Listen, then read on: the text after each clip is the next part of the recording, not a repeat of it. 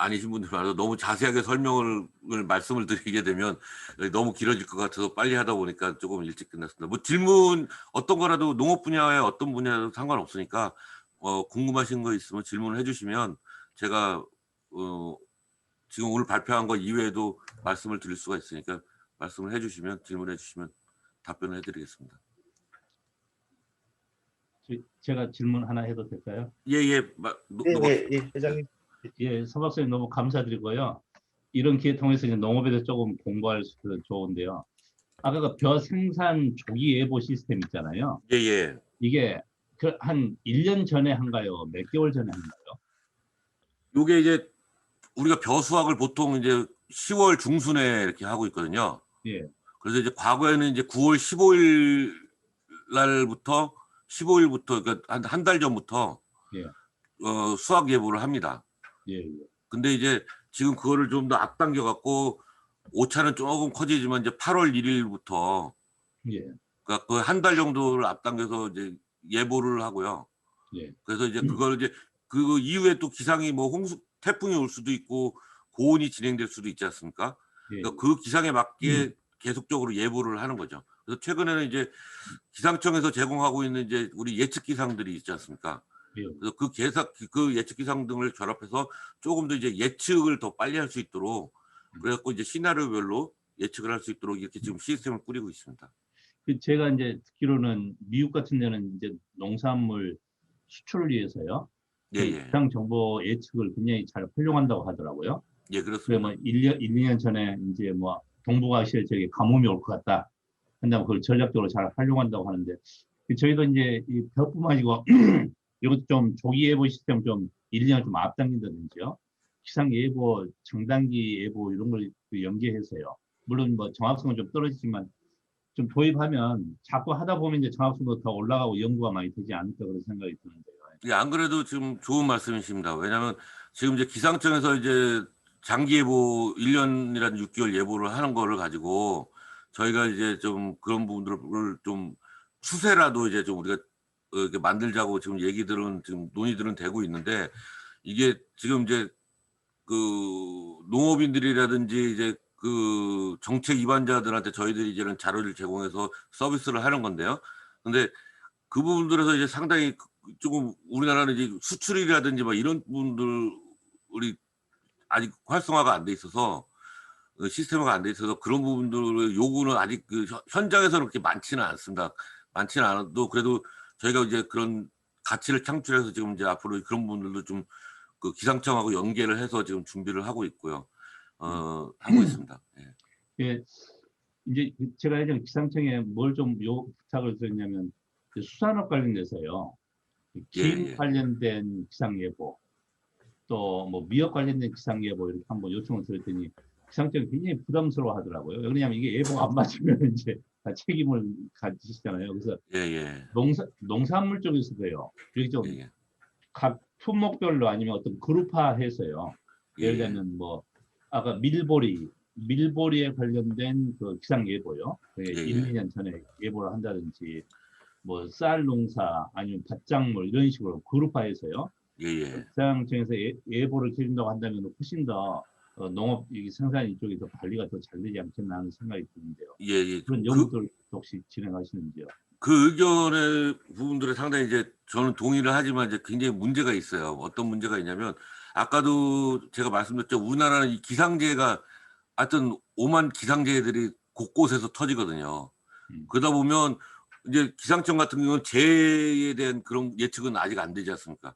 그러니까 이게 우리는 뭐 조금 그렇다고 얘기를 할 수는 있는데 이제 국가기관이 그렇다고 했는데 기상재해가 떡 와서 잘못됐다 그러면 이제 니네들이 잘못했지 않냐 그러고 굉장히 민원들이 많이 들어옵니다.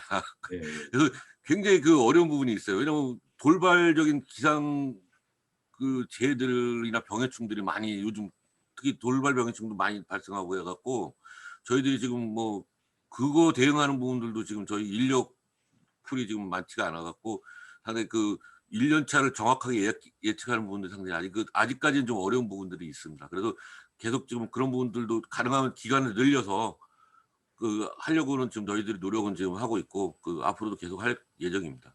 예, 고맙습니다. 예, 혹시 또 다른 분 네, 질의 있으신지요? 안녕하세요. 저는 국립산림과학원 박고은 연구사입니다. 질문이 있어서요. 예, 예. 네, 저는 기후변화 생태 연구과에서 임업산림 분야의 그 기후변화 영향 취약성 평가하는 업무 총괄 담당을 하고 있습니다. 근데 저희가 이제 하는 다루는 그 세부 항목 중에 단기술 민감물 부분이 있어서 예, 예. 오늘 주제를 굉장히 관심 있게 그 생각하고 와서 들었는데 박사님의 그런 프레젠테이션 통해서 많은 인사이트를 얻을 수 있었던 것 같습니다. 감사합니다. 예, 두 감사합니다. 가지 질문이 있는데요. 예, 이제 쌀작물과 콩작물에 대한 그 보여주신 그 데이터들이 좀 예, 흥미로웠는데요. 제가 좀 이해를 더 하기 위해서 좀 질문을 드립니다. 그 쌀 생산량을 RCP 8.5 시나리오에 의해서 생산량을 예측하는 예, 예, 그 자료를 보여주셨는데, 예, 그 앞서 서두에서 토론에서 말씀하시기로는 이제 논의 면적이 줄고 예, 있다라고 말씀하셨는데, 예, 예, 예, 그렇다면 그 RCP 시나리오를 그런 생산량을 예측하실 때에는 예, 예, 적정 기온의 그런 어떤 재배에 적합한 그런 기온 조건을 가진 면적이 늘어난다라고 예측이 되기 때문에 그렇게 생산량도 증가한다고 예측이 되는 건지 그런 재배 가능 면적으로 그렇게 고려하셔서 산출하신 건지 일단 궁금하고요. 예, 그리고 이제 두 번째는 그 콩과 맹류도 예, 제가 이제 생산량이었는지 소비량이었는지가 지금 좀 헷갈리는데 이 부분을 좀 확인하고 싶은데요. 콩과 맹류가 이제 제가 이해했던 게 생산량인데 생산량이 줄고 있는데 RCP 시나리오에서는 그 콩의 재배 가능한 면적이 그 증가한다라고 예측을 하셨던 것 같아요. 예, 예, 예. 그 그래서 meg류입니다, meg류. 예, 예, 예. 예, 그럼 예. 콩에서도 콩은 아니고요. 예. 콩은 그냥 생산성을 보는 거고요. 예. 생산성이 그러면 증가가 된다라고. 그렇죠, 그렇죠. 예, 예, 예, 근데 이제 또 그 다음에 보여주셨던 콩의 품질 관련해서는 예, 예. 스파라는 챔버에서 실험을 하신 예, 결과로는 거의 줄었죠. 예, 그래서 이제 그게 약간 좀 어떤 그러니까 그러니까 일단 생산성이 는다라는 것에 정확한 의미가 일단 궁금하고 그 예, 예, 생산성은 증가하지만 품질이 그렇게 떨어지기를 예측을 하게 될 때는 예, 예, 결국 이제 품질을 제고하기 위한 농법을 개발한다든지 그거에 적합한 품종을 개발하는 방식으로 이제 적응 대응을 해야 될 것 같은데 예, 예. 제가 맞게 이해하고 있는지 좀 궁금합니다. 예, 지금 이제 저희가 그 생산량 예측한 거는 주로 이제 뭐 세레스 모델이라든지 뭐 오라이자 모델이라든지 이렇게 작물 생산 모델이 있어요. 생육 모델이. 그래서 그걸 기반으로 이렇게 보통 하는 건데 그 기반으로 하게 되면 이제 이 현재 우리나라에서 제외되고 있는 면적은 고려를 많이 안 합니다. 그냥 그 면적은 이제 고정을 시켜놓고 이제 저희가 단위 면적당 뭐 1헥타르당 몇 톤을 생산하냐 이런 식으로 저희가 평가를 하는 건데 그런 측면에서 이제 별을 봐주셔야 됩니다. 그러니까 그 면적이 주는 거는 이제 사회적인 측면이 예측을 해야 되는 문제들이고 이제 저희는 이제 자연과학적으로 이제 벼 같은 경우는 주로 오라이자라고 하는 그 벼 생육 모델이 있는데 그걸 가지고 이제 평가를 이렇게 하는 겁니다. 근데 이것도 아까 기술의 진보라든지 이런 뭐 그런 부분들은 고려를 안 하고 기후 요인, 특히 이제 온도 요인이 가장 많이 작용을 하는데 그 기후 요인이 변화를 했을 때 이제 시나리오를 만든 거라서 시나리오에 따른 기후 요인에 대해서 생산량을 지금 예측을 한 겁니다. 근데 이 작물이 아까 말 대로 우리 저건 기술할 때 심는 게 언제 심냐에 따라서 수량이 좀 달라지고 하기 때문에 그 부분들을 변경을 시키면 약간 수량성의 변동이 나올 수도 있고 실제로 저희가 이제 아까 말한 스파라고 하는 챔버에서 재배할 때 콩이 수량이 줄었잖아요. 뭐 예측할 땐 늘었는데 네. 그래서 차이가 뭐냐면 그냥 모델을 우리가 있는 거에다 그냥 집어넣게 되면 재배 기간이 길고 생육 기간이 길어지면서 수량이 늘어날 수 있는 부분이 충분히 있습니다. 근데 이제 저희 챔버 같은 경우는 2050년대의 CO2 농도, 그다음에 2050년대 기후를 상정을 해갖고 매일 기후를 이제 온도라는 게 바꿔가면서 이제 재배를 했는데 저희가 예측 못하게 아까 만 대로 알수는 많아졌어요. 콩이 알수는 많아졌는데 등숙기 아까도 얘기했지만 고온이 되니까 익을 때 고온이 되니까 얘들이 이파리가 자기 에너지 소모하느라고 이 콩한테 이 탄수화물 전달을 많이 안 해주는 거예요. 그러다 보니까는 얘가 알갱이는 많은데 알갱이가 잘 안 차요. 네. 그래서 수량이 떨어지게 되는 이런 현상을 보이고 있습니다. 그래서 그런 부분들을 이제 앞으로 우리가 확실히 수량이 반드시 오르는 건 아니구나. 이게 굉장히 영향을 많이 받기 때문에 그 기후 조건이 어떤 거에 따라서 우리가 매년 기후 변동도 나오지 않습니까? 그래서 그런 부분들을 이제 고려를 하는데 그래도 저희가 스파를 해갖고 미래 기후 볼 때 실제 이렇더라는 분들을 우리가 증명해내기 때문에 상당히 이제 그 모델만 갖고 예측하는 것보다는 실제로 그 기후에서 한번 재배를 했을 때 어떻게 작물이 반응하는지 이런 걸 알 수 있기 때문에 굉장히 지금 중요한 부분들이 저희가 될 수가 있습니다. 그리고 맹류도 마찬가지다. 맹류도 이제 점점 북상을 하고 있는데 그 재배 면적을 고려해서 예측을 하지는 않고 그냥 단위 면적당 생산량이 얼마 정도 되겠다라는 것들을 이제 그 모델을 가지고 하는데 이제 변은 우리나라에 맞게 모델이 변형이 좀 됐어요. 모듈이. 근데 다른 것들은 우리나라에 맞게 이 모듈이 많이 변경된 건 아니라서 약간의 편차들이 좀 날 수는 있습니다. 그걸 양해를 해주시면 될 것 같고요. 그래서 실제로 재배하는 그 미래 환경에서 재배하는 부분들을 보니까 모델하고 약간 상이하게 나오고 해서 참 재밌는 결과다라고 저희들도 지금 재밌는 결과다라고 지금 생각을 하고 있습니다. 감사합니다. 예, 안녕하세요. 저 서울대학교 남재철입니다. 서 박사님 그 좋은 발표 감사드리고요. 아주 유용하게 앞으로 이용할 수 있을 것 같습니다. 제가 간단하게 한 2가지 정도만 좀 질문을 드리겠습니다. 우선 그 식량 안보 측면에서 이제 농지 면적이 지금 72만 6천 헥타르로 이게 지속적으로 감소해 왔는데 아까 말씀하실 때 마지노선이 60만 석이라고 이렇게 말씀을 해주셨는데 사실 지금 식량 자급률이나 곡물 자급률 이런 측면에서 보면 우리나라가 굉장히 식량 안보 측면에서 굉장히 위기를 느껴야 될 그런 시점이거든요. 근데 이 마지노선이라고 얘기하신 것은 어떤 의미를 가지는가 하는 게 첫 번째 질문이고요. 두 번째로 지금 미래 기후 시나리오에 따라서 2030년도 되면 쌀 생산량이 이제 감소를 한다. 이렇게 아마 그 시나리오 결과가 나왔는데, 과연 그러면 감소를 하는 그 원인이 어떤 메커니즘에 의해서 2030년이라는 그런 연수가 감소가 되는 시점이 되는지, 왜 2030년이 되는지, 그 2가지 간단하게 좀 설명 부탁합니다. 감사합니다. 예, 감사합니다. 좋은 질문 해주신 것 같아요. 이제 저희가 식량 안보가 상당히 지금 뭐 일반인들한테도 그렇고 상당히 중요한 부분이지 않습니까? 그래서 현재 72만 헥타르인데 예전에 제가 이제 직불제하면서 이제 그 용역 연구를 한 적이 있는데 그때 저희들이 쌀을 볼 때 쌀 재배입니다. 쌀 재배만 한 70만 헥타르 내외 그 언저리 70만 헥타르 그러니까 거의 지금 마지막에 와 있죠. 마지노선 정도가 이하로 내려가면 이제 자급하기 힘들다. 그러니까 지금의 생산성과 이런 걸 봤을 때 우리가 식량 안보 할 때는 이제 주곡 식량 안보가 일단 여러 가지 식량 안보도 종류가 굉장히 많습니다. 따지는 사람마다. 근데 이제 저희가 항상 보통 식량 안보 그러면 쌀을 자급할 수 있는 이 기반 이걸 이제 식량 안보라고 하는데 그 측면을 우리 지금 생산성이라든지 이런 걸 봤을 때나 우리 기술 이 작물 생산 기술이나 이런 걸 봤을 때 한 70만 이하로 내려가면 이제 쌀 작업하기는 쉽지 않겠다 이렇게 보는 것이죠. 그래서 그 차이가 있고 이제 실제로는 워낙 이제 뭐 자유화되고 경제가 자유화되고 고류가 됐기 때문에 뭐 다 수입을 하고 또 많이 하고 있고 실제로 뭐 교수님도 아시지만 우리나라 기상이 농작물 재배하는데 최적의 기상은 아니거든요.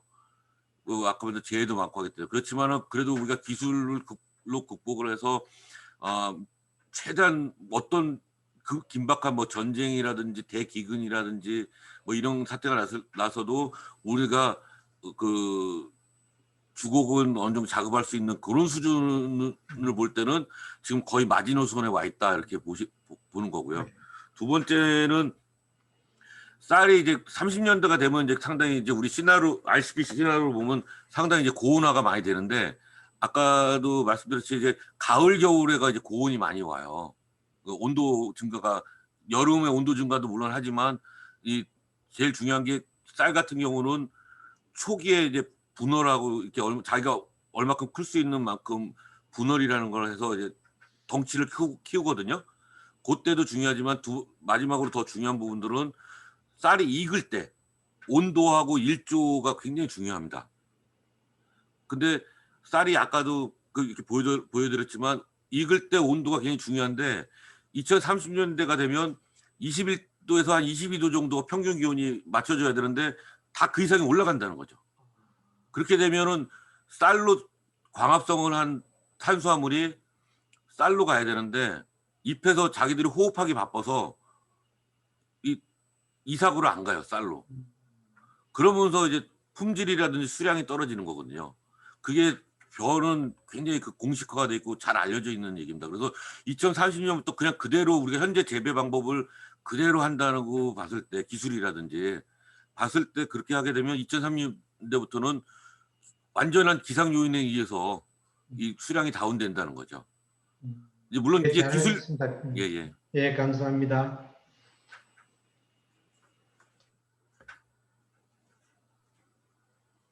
네, 혹시 또 다른 질문 있으신지요?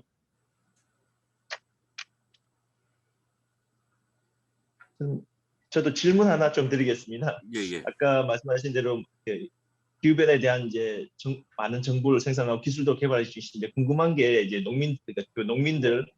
농민들께서 대부분 연령이 높고 이러다 보니까 이런 새로운 정보, 새로운 기술에 대해서 수용성이 어떤가 궁금합니다. 가끔마다 이제 뭐 10년 후, 20년 후다 되니까 별로 신경 안 쓸 수도 있을 것 같고 어떻게 보면 당장 그 해에 또 농사 관련해서 바로 이제 받아들일 수 있을 것 같은데 어떻게 보면 마지막 마지막 생산자들의 이런 기술과 정보에 대한 수용성은 어떻나요? 예. 실제로 이제 고령화가 아까 표에도 불렀지만 한 50%가 65세 이상 정도가 되기 때문에 기존에 하고 있던 농법에 대한 이 자부심들이 굉장히 강해서 새로운 농법이라든지 새로운 기술 들어가는 게 이제 결코 쉽지는 않습니다. 지금 굉장히 쉽지 않은 지금 상황들이지만 그래도 이제 갈수록 농업인들 편의성을 제공하는 쪽으로 저희들이 이제 기술 개발이 좀 많이 지금 가고 있는 부분들이고 굉장히 쉬운 문제들은 아닙니다. 지금 그런 관련된 문제들이. 그래서 저희들이 지금 청에서도 그렇고 농식품에서도 그래서 이제 디지털 쪽으로 가서 이제 좀 편의성을 좀 제공을 많이 하는 방법들을 갖고 있고 그다음에 농업인들 같은 경우는 상당히 지금 기술 수준이 우리나라 농업 기술 수준이 상당한 수준에 많이 와 있고 기계화가 많이 되어 있습니다. 그래서 나이가 드시면 농사를 많이 못 지으시지만 그 주변에 이제 청년이라고 하는 한 50대 넘어가신 분들이 장비를 이용해서 이제 대신 주요한 농작업들을 같이 해주고 하는 이런 것들이 하고 있기 때문에 뭐 어떻게든 이렇게 잘 버텨나가고 있는 거 아닌가 이렇게 생각을 지금 하고 있습니다. 예. 네, 네, 감사합니다. 그 말씀드려도 되나요? 예, 예. 네네네. 들리나요? 예, 예. 예. 저는 저 한국미디어 네트워크에서 환경 전문 기자로 있는 송찬영이라고 합니다. 그 박사님 그 발표 잘 들었습니다. 감사합니다. 그 저는 두 가지 그 질문을 좀 드리고 싶은데요. 하나는 지금 박사님이 오늘 발표하신 내용은 기후변화 적응과 관련된 내용이라고 할 수 있는데 완화 차원에서 보면 그 2030 그 기본 로드맵을 보면 농업 분야의 온실가스 배출 그 비중은 2.9%입니다. 근데 이제 최근에 빌 게이츠가 낸 책 그 제가 뭐 다 읽지는 않았는데 그 책을 보니까 사육하고 그다음에 재배 부분이 한 19% 정도로 나왔더라고요. 네. 그런데 지금 제가 그 뭐 주위에서 좀 듣기로는 지금 농업 예산이라든지 특히 이제 기술 예산과 관련해서 적응 쪽에 많이 그 배정이 돼 있고 이 저탄소 기술이라든지 이런 쪽에는 좀 그닥 그게 많이 배정되지 않다라는 그런 예. 얘기를 좀 들었어요. 그래서 지금 현재 그 연구자들, 전문 연구자들 어떤 분위기는 어떤지 이제 그게 좀 궁금하고요. 두 번째는 어제 그 이제 저희가 제가 지금 그 학회 그 홍보위원장을 맡고 있는데 어제 저희가 그 국립과학원에서 저희 학회지에다가 발표한 논문을 보도자료를 좀 배포를 했습니다. 마침 그 농진청에서 논과 관련된 보도자료를 어제 또 내보냈더라고요. 근데 그 내용을 좀 보면 물을 적게 해서 탄소 배출을 갖다가 줄이는 어떤 기술, 이제 이게 핵심인 것 같아요. 근데 지금 뭐 생물 다양성이라든지 이런 쪽에서 연구하는 연구자들의 경우는 물을 이용하지 않으면 이 생물 다양성에서 아주 큰 위협이 될 수도 있다, 이렇게 얘기를 또 하거든요. 그래서 그 부분이 이렇게 좀 상충될 수도 있을 것 같아요. 그래서 예. 전문가 입장에서 그 부분은 좀 어떻게 생각을 하시는지 궁금합니다. 예. 예, 굉장히 중요한 질문을 해주셨는데, 실제로 이제 이 농업은 아무래도 저희들은 이제 농업인들을 어쩌면 사용자 서비스 대상으로 하기 때문에 이제 적응 기술을 기본적으로 많이 할 수밖에 없는 그런 일단 입장이 있고, 실제로 아까 말씀한 대로 농업 분야는 한 2.9% 나오는 걸로 되어 있습니다. 그 중에 경종 분야가 경종 분야라고는 이 작물 재배하는 데가 한 50%, 49% 정도 되고, 축산 분야에서 이제 한 50% 정도 됩니다. 그래서 축산 같은 경우는 이제 대표적인 게 이제 소나 이런 양 같은 사람들이 트름할 때 나오는 게 이제 메탄가스가 많이 나오고요. 그리고 경종 분야에서는 벼같이 물을 가뒀을 때 메탄이 나오고, 산화가 되었을 때 이제 아산화질소가 나옵니다.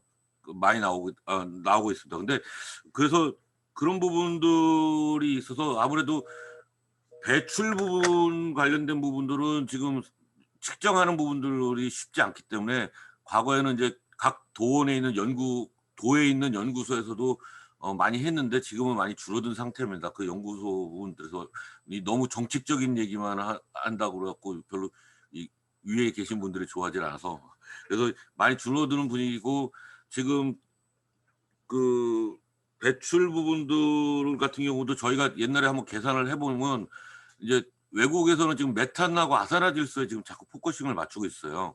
그래서 그거 부분들을 이제 저희도 대통령님이 2050 탄소 중립 때문에 이제 그걸 어떻게 줄일 거냐, 그래서 지금 열심히 그 줄이는 방안을 지금 마련하고 지금 실천하려고 준비를 하고 있는데, 실제로 그분을 줄이는 부분들이 굉장히 어렵습니다. 그 농업 분야에서 이 탄소 배출을 온실가스 배출을 줄이는 거는 일반 그 공장이나 산업에서 배출을 줄이는 것보다 굉장히 더 어렵다는 게 기본적인 저희들 생각인데, 이제 그래도 줄여야 된다고 하니까 지금 열심히 지금 그 방안을 지금 만들고 있습니다. 예를 들면 지금 아까 얘기한 대로 이제 논물 관리를 해서 그 상시 담수를 하는 것보다 논물을 어느 시기가 되면 물을 빼거나 어느 정도를 빼거나 물을 넣었다 뺐다 할 수 있는 그런 시스템을 좀 이제 영농 방법이죠. 그런 방법을 만들어서 이제 그걸 고정화시켜서 이제 확실하게 온실가스를 메탄을 줄이는 그런 지금 그런 부분들을 지금 개발을 하고 있고, 실제로 이제 정책에다가 이제 정책적으로 그걸 적용을 지금 저희들이 하려고 준비들을 하고 있습니다. 그렇게 되면 한 메탄 발생량을 한 20%에서 30% 이상 감축을 할 수 있다, 이렇게 저희들이 지금 보고 있는데요. 상당히 그런 부분들이 쉬운 문제들이 아닙니다. 그리고 생물 다양성 부분들도 어차피 논이라는 부분들은 습지 상태와 건식 상태를 반복을 하기 때문에 아직 영향평가 논물 관리가 새롭게 조정된 논물 관리가 들어갔을 때 어떻게 영향을 미칠 거는 아직 조사는 돼 있지 않습니다. 앞으로 그런 부분들은 이제 저희들이 한번 영향평가를 해봐야 되는데, 그렇지 않더라도 지금 저희들이 예상을 크게 변하지는 않지 않겠냐, 이렇게 저희들이 지금 생각은 지금 하고 있습니다. 그래서 그런 부분들은 좀 앞으로 향후에 저희들이 이제 과제를 구성해서 그런 부분들은 연구 사업을 좀 하려고 지금 생각을 하고 있고, 실제로 예를 들면 벼 같은 경우도 총 온실가스를 흡수하는 문제, 그러니까 CO2까지 포함해서 메탄을 메탄의 그 GWP까지를 환산을 해서 계산을 해보면 발생하는 것보다 사실은 논에서 일단 고정시키는 고정시키는 양이 CO2가 훨씬 많습니다. CO2 GWP가 훨씬 많은데 이제 그 메탄이라든지 안산화질소가 기여도가 높고 그런 부분들을 자꾸 이제 부각을 시키기 때문에 지금 사실 이제 배출가스가 많이 나온다고 하는 부분 때문에 사실은 조금 뭘까 좀 안 좋은 마음도 있습니다. 왜냐하면 전체 계산을 해서 고정을 하게 되면 작물로 고정되는 양이 배출하는 양보다 많거든요. 그래서 CO2 GWP를 찾아봐도 그래서 그런 부분들이 있기 때문에 지금 저희들이 상당히 그 어려운 부분들이 있고 야외에서 메탄가스 측정하고 그러니까 온실가스를 배출을 측정하는 부분들이 상당히 어렵습니다. 워낙 이 토양이 이 헤테로제니스하기 때문에 어렵기 때문에 그 부분들에 대해서 접근하는 분들이 이렇게 연구하는 분들이 지금 갈수록 줄어들고 있어서 저희들도 상당히 지금 걱정이 되고 있습니다. 그래서 그런 부분들은 이제 저희 기관이 아니라 이제 농업과학원에서 아마 지금 하고 있는데 상당히 그런 부분들 고민들을 지금 많이 하고 있고 앞으로 그런 부분들에 좀 많이 잘 대응을 해 나가려고 생각을 하고 있습니다. 그래서 지금 현재 일단 논물 관리 관련된 부분들은 지금 상당히 지금 저희들이 그래서 메탄가스 줄이는 방법을 최대한 줄이는 방법을 지금 저희들이 강구를 지금 하고 있고 작물이 영향을 안 미칠 때까지 미치기 직전까지 논물을 좀 빼자 이게 지금 저희들 지금 정책 방향으로 가고 있습니다. 예, 이상입니다. 예, 고맙습니다. 네, 혹시 추가 질문 있으신가요?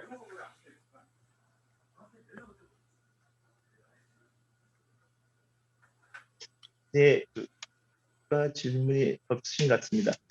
저희가 뭐 오늘 그 매일 접하는 식량에 대해서 그 만들어지는 과정에서 많은 이제 프로세스가 있었고 기후 변화에 대한 대응을 위해서 많은 연구 개발을 하고 있는 걸 알고 있습니다. 오늘 발표해 주신 서명철 박사님께 다시 한번 감사드리면서 오늘 이 자리를 마치도록 하겠습니다. 예. 감사합니다. 감사합니다. 감사합니다.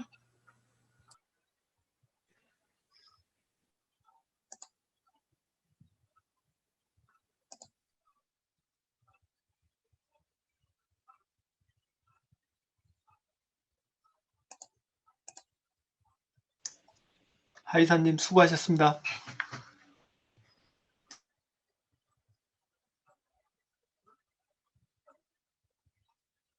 이따 회의로 이동해 주세요.